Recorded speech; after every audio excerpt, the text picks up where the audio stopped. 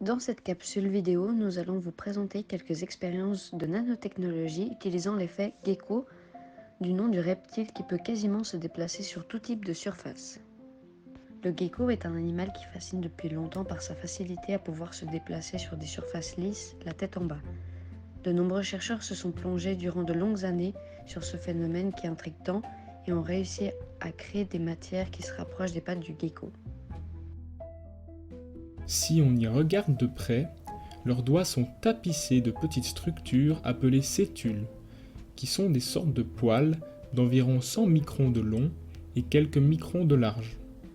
Et si on y regarde d'encore plus près, chaque sétule contient à son extrémité des centaines de structures encore plus petites, les spatules, dont le diamètre ne dépasse pas 200 nanomètres.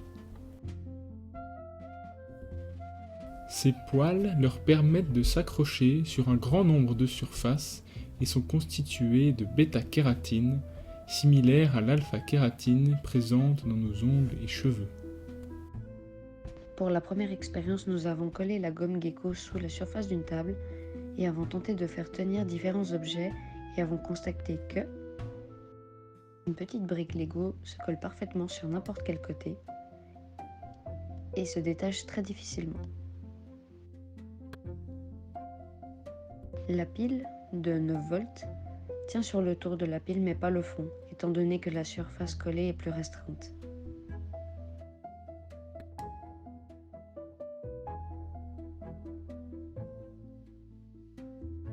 On remarque que la pipette ne tient pas très longtemps à cause de la surface en arrondi.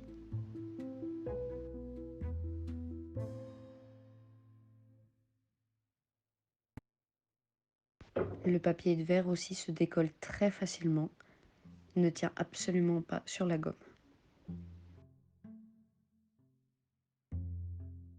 Pour la calculatrice, elle se colle complètement sur la grande surface.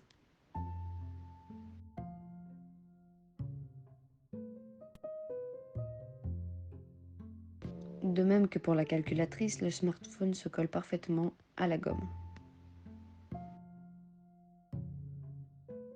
Un sac en tissu qui ne tient pas du tout à la gomme. Ensuite, un formulaire dépliant qui tient parfaitement aussi grâce à sa surface super lisse.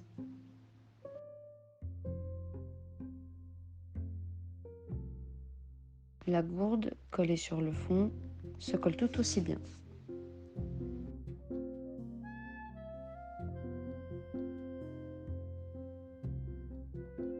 Après avoir essayé de faire tenir ces quelques objets sous la gomme gecko, on a pu déduire que les caractéristiques nécessaires pour qu'il y ait une bonne adhésion, une surface plane et lisse. Par exemple, le papier de verre, en assez plat, mais très rugueux, ne tient pas. Dans nos expériences, le tissu ne reste pas attaché à la gomme et tombe rapidement. Alors que l'on peut voir ici un gecko se déplacer sans problème sur une surface de tissu verticale. Cette différence illustre bien le fait que les recherches en biomimétisme sont souvent longues et qu'il n'est pas facile d'imiter la nature. Pour qu'une adhérence suffisante se fasse entre l'objet et la gomme, il faut que la surface de contact soit la plus grande que possible. Les sétules du gecko ont l'avantage d'être indépendantes et donc de pouvoir s'adapter facilement au relief des surfaces sur lesquelles l'animal se déplace. La gomme gecko, quant à elle, est rigide et s'adapte peu aux objets en contact avec elle. Contrairement à ce que l'on pourrait penser, le pouvoir d'adhérence sous leurs pattes n'est pas dû à une colle, comme pour les limaces, ou encore par des ventouses, comme pour les pieuvres, mais par les forces de Van der Waals. Les forces de Van der Waals sont un ensemble de 3 interactions électroniques interagissant dans la matière à l'échelle moléculaire et atomique. Elles sont liées à la physique quantique. 2 de ces composantes, l'effet d'orientation des forces de Kiesom et l'effet d'induction des forces de Debye, sont rarement citées car elles sont toujours accompagnées d'autres liaisons intermoléculaires plus importantes, les liaisons ioniques par exemple. Les geckos arrivent à exploiter l'effet de dispersion des forces de London, la 3e composante des forces de Van der Waals, qui apparaît souvent seule. Elle est donc assez importante dans de nombreuses situations, notamment la liquéfaction des gaz rares.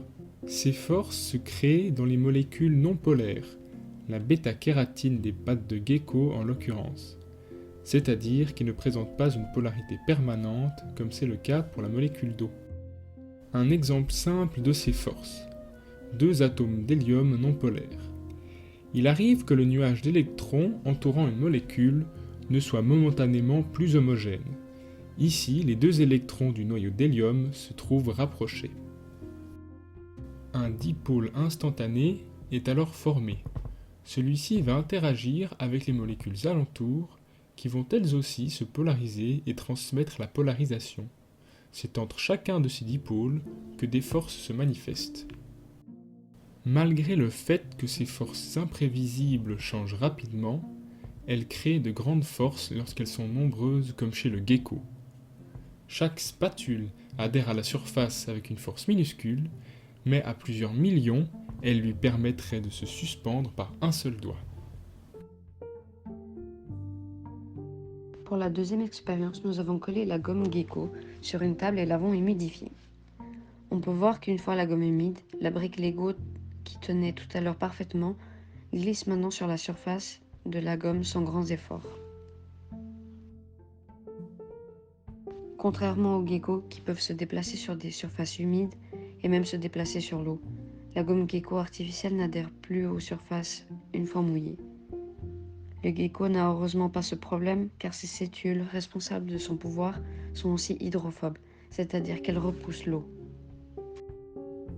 Cela vient du fait que les nombreuses fines sétules du gecko créent un effet lotus et qu'en se mouillant, elles retiennent un peu d'air, ce qui empêche la totalité des sétules de se mouiller et ainsi préserve le pouvoir adhérent. Pour la troisième expérience, nous avons collé sur un tableau blanc une gomme gecko et un tissu gecko. On tente alors de décoller les deux matières de manière différente. Elles se rejoignent beaucoup sur le fait par exemple que les faire glisser est impossible et il faut les décoller depuis les bords. Il n'est pas question de vrai colle dans les deux cas. C'est bel et bien une matière unique ressemblant presque parfaitement aux pattes du reptile et qu'on peut utiliser sur une surface lisse. Malheureusement, ces matières ne sont pas la réplique exacte de leurs pattes, car contrairement aux geckos, les gommes et tissus s'imprègnent de saleté et de poussière et au fur et à mesure qu'on les utilise. Il faut les nettoyer à l'eau et les laisser sécher pour pouvoir les réutiliser parfaitement. Les pattes de ce reptile ont aussi la capacité à s'auto-nettoyer pour que le pouvoir adhésif reste le même. Les poussières et autres saletés vont s'agripper aux sétules du gecko, mais en se déplaçant, les pattes vont faire un léger glissement, ce qui permet aussi de bouger rapidement et rester accroché à toute surface, et les poussières vont se décoller et rester sur la matière. Le gecko a alors à nouveau des sétules toutes propres et peut ainsi aller où il veut. L'effet gecko et par extension les forces de Van der Waals sont présentes dans de nombreuses situations nanoscopiques. Les liaisons hydrogènes, à l'origine de la tension superficielle, en sont une autre manifestation naturelle. Les recherches menées sur le pouvoir de ces petits lézards visent en particulier à créer un adhésif sec qui ne se dégrade pas avec le temps, réutilisable, facile d'utilisation et puissant. L'intérêt pour cette technologie est déjà bien répandu. La gomme que nous avons utilisée est normalement commercialisée comme support de smartphone pour voiture. Des robots sont développés avec cette technologie.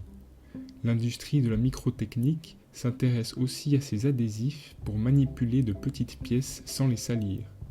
Et bien sûr, il est souvent dit que l'armée américaine essaye de créer une combinaison permettant à son utilisateur de grimper au mur.